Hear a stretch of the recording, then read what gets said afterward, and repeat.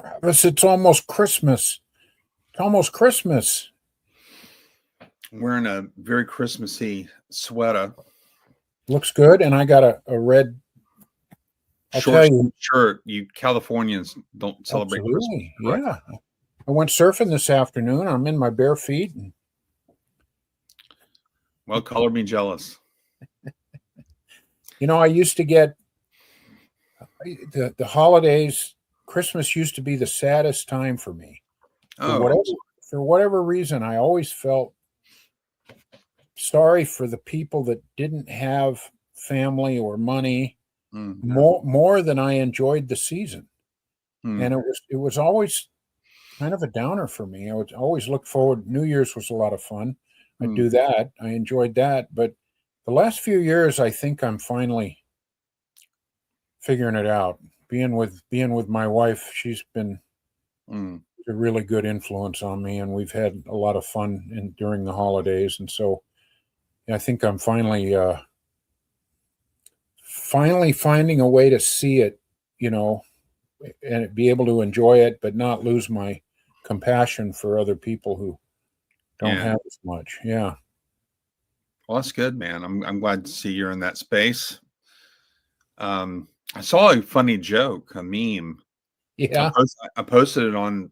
I shared it. Somebody else had posted it, but it's a little child going up to Santa, and the child says, "Homoousios or homoiousios," and Santa goes, "What?" And the child says, "You're not the real Santa." I'll let the listeners try to figure out what the joke was. Get your Latin dictionary out. Greek. Oh, I screwed it up. Lucia. Yeah, not substantia. Yeah. Okay. So last time we were talking about Thomas Aquinas and this book that I've been reading by Norm Geisler. And as soon as we started talking about Aquinas, we talked about a reference in it to Van Til, and we never got back to Aquinas. And so I'll make the statement that I think I agree with Van Til, this idea of a self-affirming argument that the Bible gives us is an amazing argument. It's really an interesting argument. I just think that other arguments are also compelling.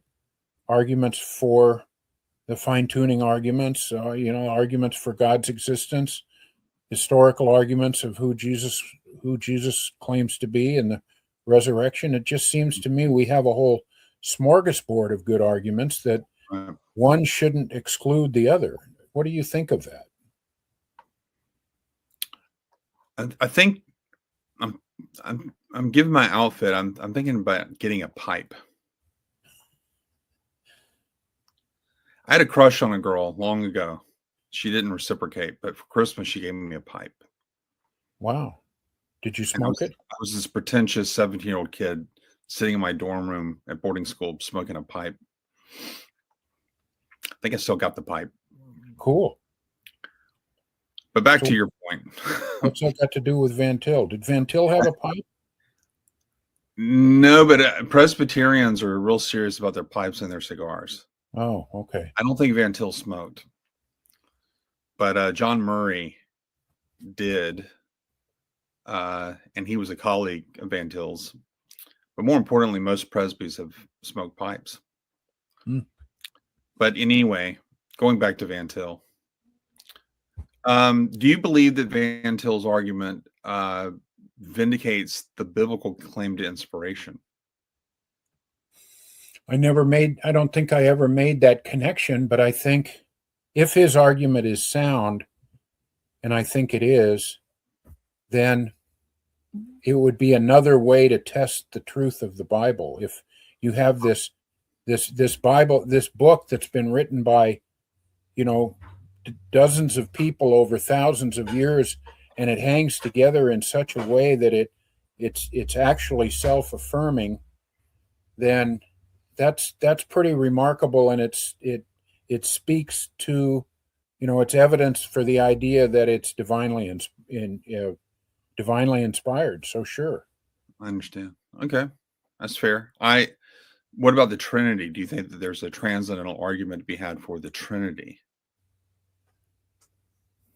Not indirectly in the sense that it vindicates the Bible, which itself teaches the Trinity, but that the idea that God is Trinity is a precondition of thinking.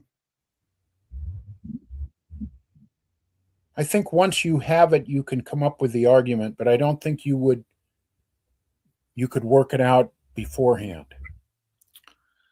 That's an interesting point because, the Apostle John says that in the beginning was the Word. The Greek word logos there has a long history to it in philosophy. The ancients in Greece, going back to Heraclitus and even further back into the history of philosophy, and even Oriental philosophers would appeal to the Tao, which had the same kind of concept. There was this idea that there's a logic or a pure reason that we tap into that allows us to know things. Yeah.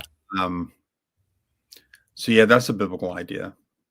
And if you think that your mind is chaos, then you have no accounting of your ability to reason. That's right. We wouldn't even think about reasoning. It wouldn't even be an idea. Right. So why trust a brain that's the product of chance? So yeah, all of those considerations I think are valid. I personally don't think you can get to the Trinity through the argument. I think that what it shows is that the argument shows that all non-theistic worldviews are self-defeating in some sense. And so you can run a kind of retorsive transcendental type argument through these different schools of thought and show that they are self-defeating or insufficient as worldviews.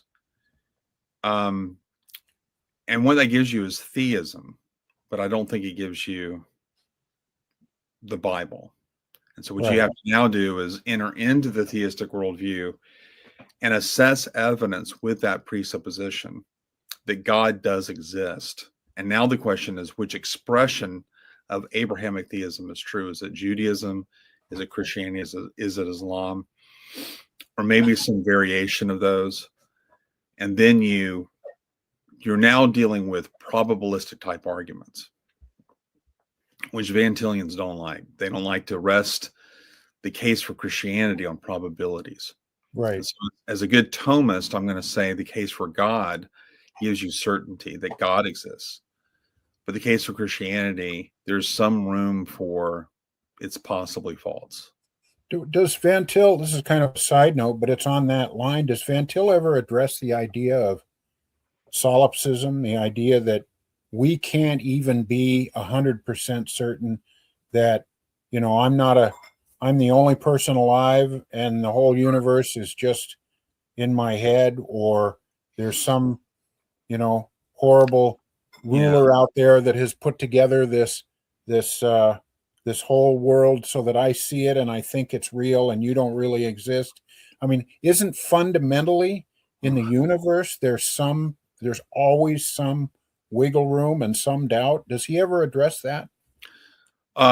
No, I don't think he does directly, but he does argue that he who rejects Christianity is reduced to absurdity. And we know that solipsism is just one of those views. So he may, I'd have to look it up, but I wouldn't be surprised if I found a lecture of Van Til or found something in his writings where he alludes to the idea that, if you reject Christianity, solipsism is on the table as a possibility. And it is, because you're basically saying I'm abandoning all reason. And there are, ancient Greek philosophers, one in particular said, thought is meaningless. And so he stopped speaking. But then the question is, well, how do you communicate? So he would wiggle his finger. Right. And he had to think to come up with that statement. He had to think to come up with that statement, and communication was still a necessity for him. Right.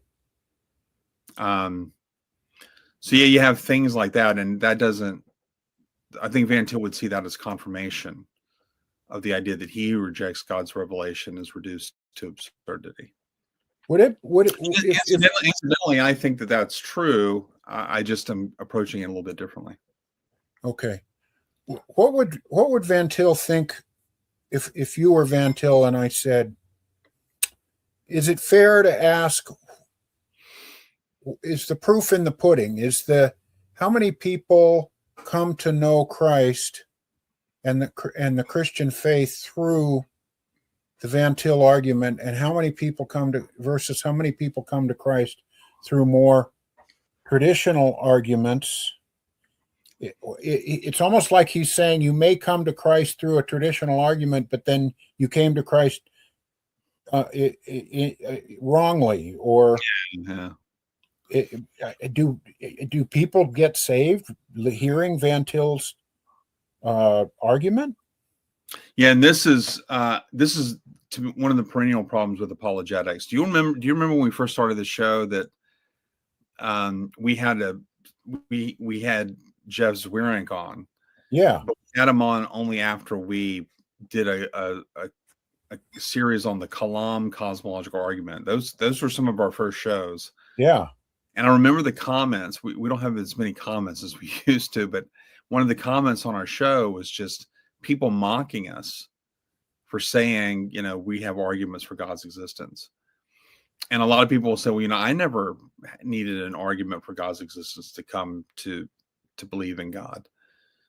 And so you also have the issue of, you'll have a lot of people, they'll be persuaded that Christianity is true. They'll embrace Christ. And then later they may not think that the arguments that brought them to the faith are all that good. Yeah.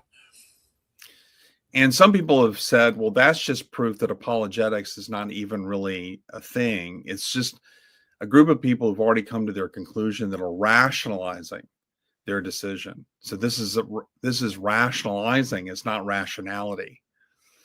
But atheist apologetics is a real thing. I mean, for them, sure. It's like they have arguments against God, and if their argument is true, then we could argue, well, your arguments are the same way. You're just rationalizing what you want to believe. Yeah, to the degree, and I'm sure there are many Christians out there that rationalize all of their views. To the degree that happens, I would say the same amount, if not more, is going on in atheistic circles. I was just telling you, I was talking to a physicist before the show, and we were talking about the Kalam argument, and he was walking me through the multiple attempts to give us a universe that didn't have a beginning. And they're crazy. I mean, they are absurd. But the smugness with which atheists articulate these views, apparently oblivious to the fact that there really is not a shred of physical evidence for those views, is breathtaking. It's like, how do you bring together the confidence with which you're making the assertion with the lack of evidence for the assertion? It's right. Always, is this performative? What's going on here? Kind of like some preachers who don't know anything, will posture this great confidence in the face of arguments against their view when they're actually getting destroyed in the argument. And so Christians need to do their homework and stop being accused of this. They need to think about these things as we engage the culture. But going back to your point, I certainly don't want to think that my salvation is only as good as my apologetical arguments. No, and that's true. But they made a big difference in my faith, and yeah, I think you and I are both uncool. Oh, total nerds. Yeah. We all know that you're not cool, but I'm just saying that your testimony, you and I have the uncool testimonies. I grew up in the church. Didn't you grow up in the church? Yes, I did. And so, we weren't heroin addicts before we found Jesus, Right. Which there are Christians out there that mourn that fact. Boy, I wish I was a heroin addict so I can get up there and give a cool testimony. That's right. I don't have that testimony to give or anything like it. I grew up in the church, and I did go through periods of doubt, but it's not like I was an atheist who studied apologetical arguments and was convinced. My testimony is nothing like Hugh Ross's, nothing. Is there such a thing as a cradle evangelical? Well, yeah, I mean, the presbys, if they believe, if you believe in infant baptism, you can call yourself a cradle presby, which there's an evangelical wing of the Presbyterian Church. So yeah, I think that's. I grew up in the Methodist Church, so I guess you could say I was a cradle Methodist. I was baptized and all of that stuff. But it's because of that people will look at me and they'll say, well, you grew up believing this stuff, and so these arguments are not all that important for you because you'd believe anyway. I don't know if that's true.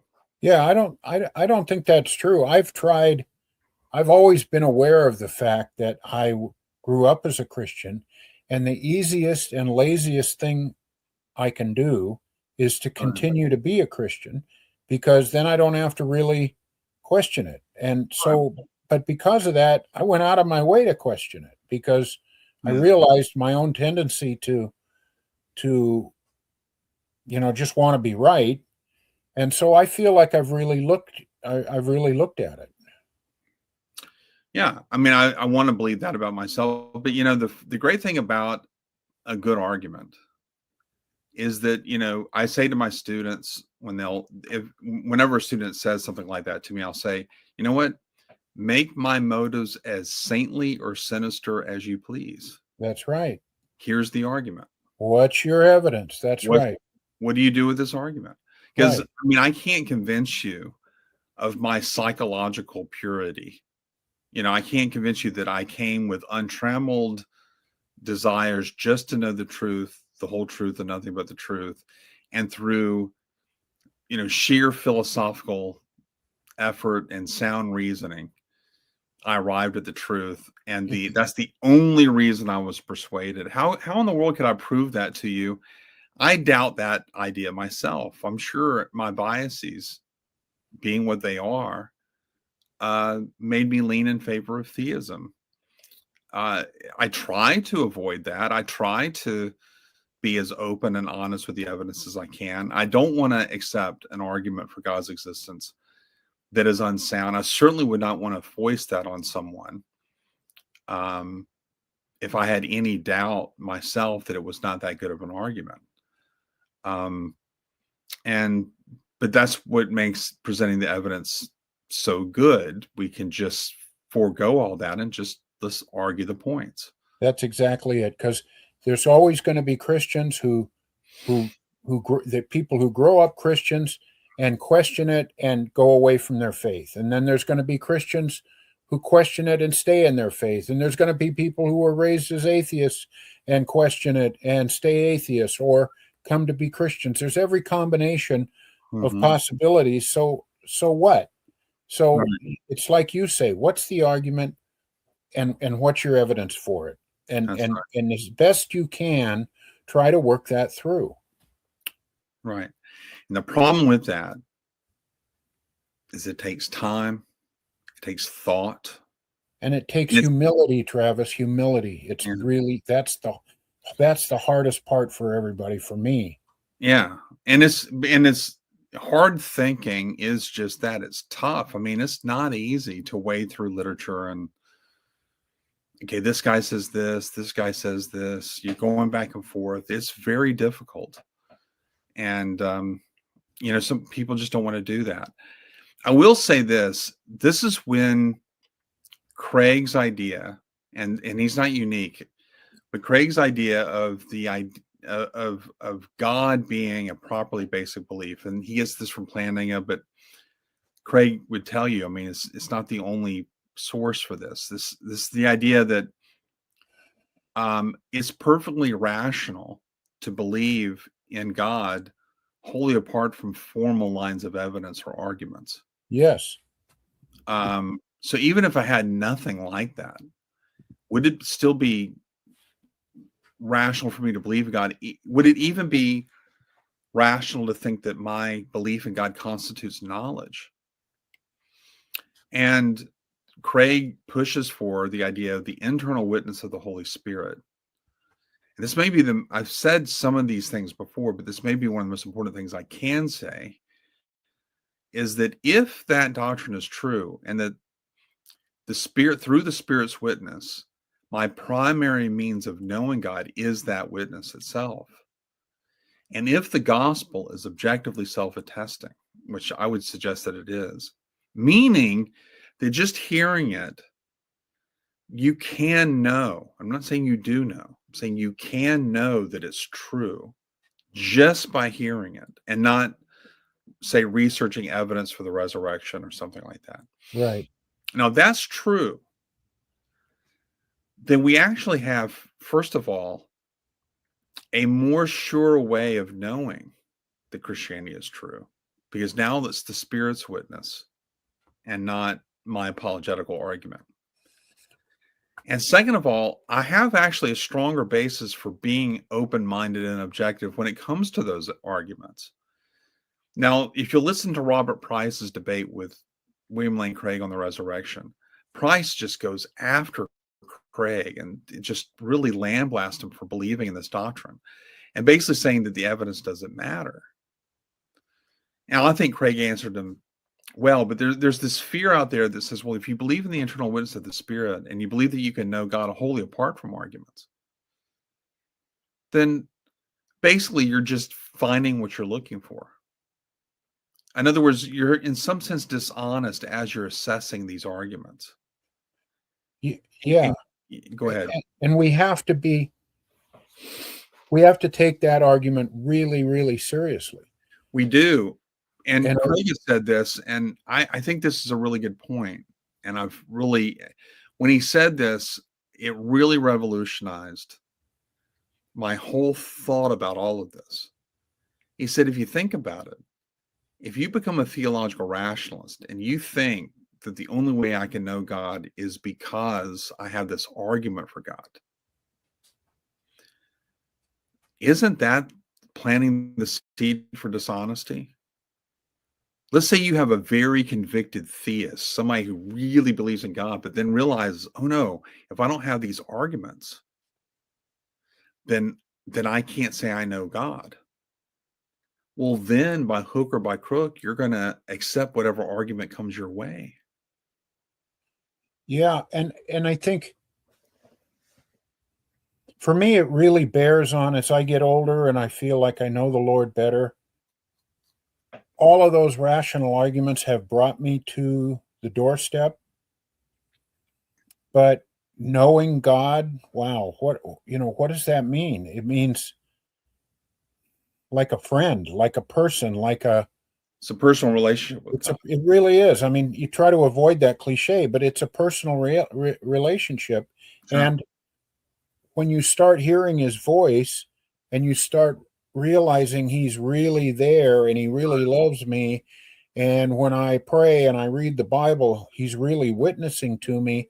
I'm not thinking about the Kalam argument or the fine-tuning arguments. They got me there. They got me to the doorstep, but I had to open the door and go into that most frightening, joyful place, which is his presence. And that's where the certainty comes.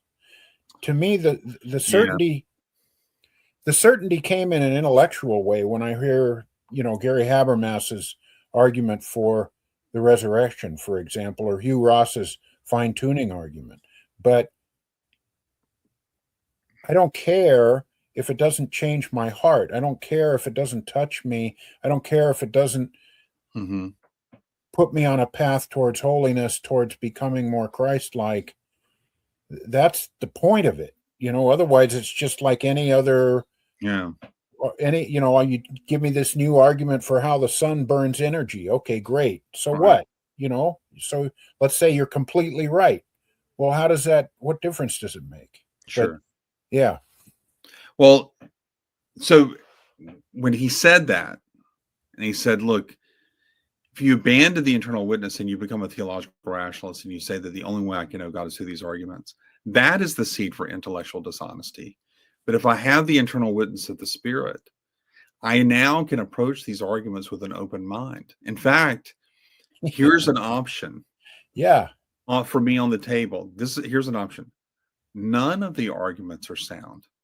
None of the arguments are all that good. And as a Christian, I can be open-minded about that and say, yeah, I guess there just is no apologetic to be had. And I will just attend church and try to grow in Christ and witness when I can. But I have no apologetical argument to give. And I can still be a Christian even without that.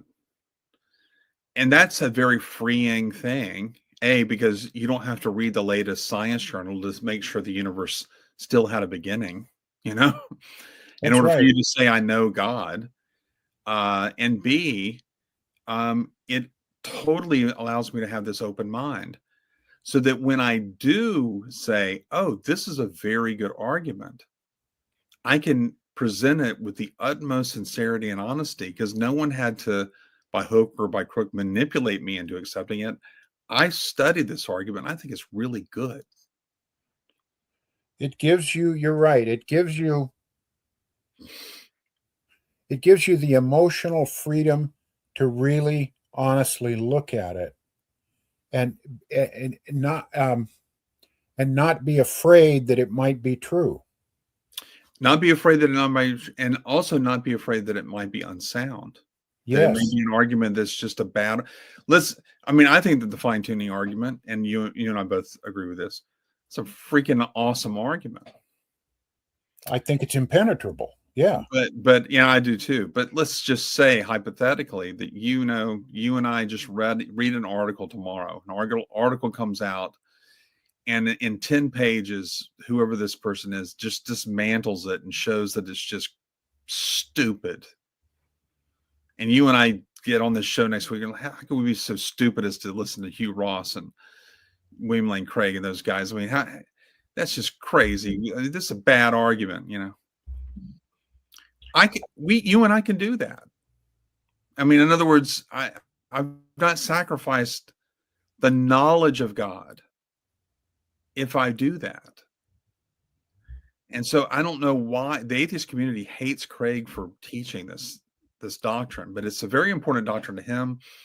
And I think it's an important doctrine to us. And Aquinas, going back to him, said, look, in order to make sure that the knowledge of God was available to all, God made the way of faith so that Sophie the washwoman and Sophia the philosopher and everybody in between can come to know God, even if there are no apologetical arguments around. Yes. And you can argue this in the other direction.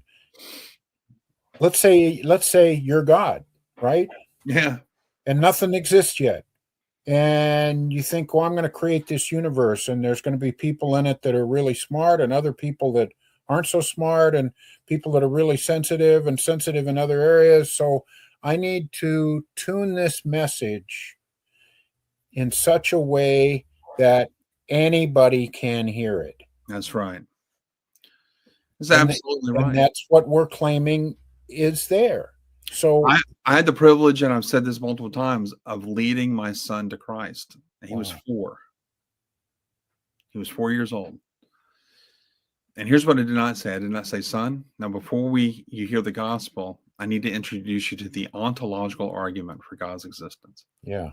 Because until you hear that argument, you're not going to know God. No. My son at 4 knew that he had done some bad things. He knew that he needed a savior. And he believed in Jesus. Wow. And I did not in any way, shape, or form think, well, my boy knows God, but I really know him because I have all these arguments. No. How many people have you and I met who are like the happiest person alive? Yeah. And they know Christ without a doubt. and yet maybe they're not the smartest people, and yet their confidence in Christ is unshakable. They may have never heard an apologetic argument in their life, or maybe they even did, and they think they're all pointless. Yeah. And they know the Lord better than you and I do. So, that's... Yeah, John Gerstner used to tell this joke. The apologist stood up and gave his case for Christianity, and a layperson came up to him and said, I didn't doubt Christianity until I heard you make a case for it. Yeah, that's good. And apologists, as a lot of these guys on YouTube are doing this. I mean, they are like it's a very dangerous thing. They think they have this great argument, but they don't know how to wield it. And so what apologists should be doing more than anything is attending to the witness of the Spirit in the hearts, reading scripture, prayer, going to church activities, taking in the sacraments. All of those things That's right. are the most important thing that you can do to grow in your assurance. Because my apologetical arguments, and this is one of the reasons why I am classical and not full presuppositionalist. The reason I am is because I don't think that the apologetical arguments were ever meant to give you the full assurance. I think Christ, to save us from arrogance and all other things, I think Christ wanted the arguments to fall a little bit short, so that you really, A, had to take that step of faith. You had to trust him. And B, your assurance has to come in the context of not you reading books in a library. That's right. I wish more Christians would go to libraries and read books. But it would come from you fellowshipping with him and the saints in your church. We're out of time, but I got to say this. One of my favorite verses in the Bible is "Speak the truth in love." Yeah. Like the hardest 5 words in the Bible. It's really an instruction manual, Travis. We're supposed to speak truthful things. Yeah. How do we do it? With love. If we don't do it with love, it's not even the same kind of truth. It's deficient. It's almost defective.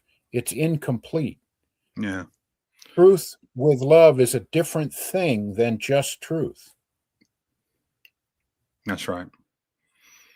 I could follow up, but we have to go. And we stink, Travis. We keep talking about how does Van Til connect to Aquinas, and we still haven't done it. So next week. That's what we got to do next week. All right, brother. Mission not accomplished.